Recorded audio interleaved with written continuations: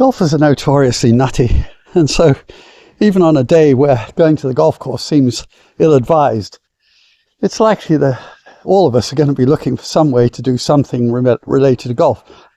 And even when the lawn is in its winter doldrums, I can find enough of a decent lie, and in fact having a little extra grass is not terrible, where I can practice what are called flop shots. This is a sand wedge, a golf club that has a very prominent base, where the trailing edge of the base stands up more prominently than the cutting edge, and that's quite important because a flop shot is a precursor to a sand shot from greenside bunkers, and it's using a sand wedge with the club face open.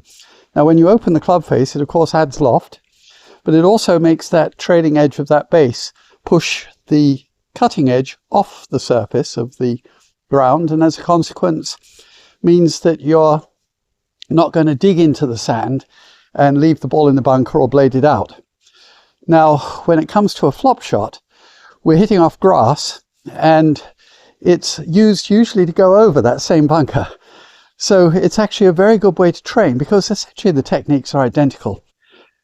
Both of them have the feet firmly planted and then the knees pushed to the left and kept there, because you want to use everything from the waist up but nothing moving from below, and that's particularly important in the sand, which is a rather fluid and unpredictable surface.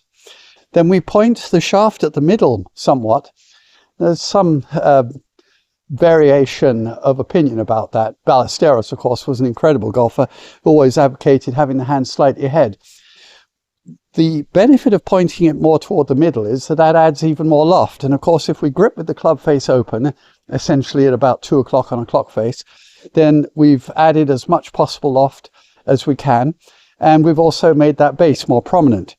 And then during the backswing, I actually advocate that we rotate the shaft around its axis throughout the backswing, and that adds even more loft. And when you get to the top of the swing, if somebody were to film your swing for you, you'd see that the club face is actually looking at your shoulder, not looking over there where a normal golf swing would have it.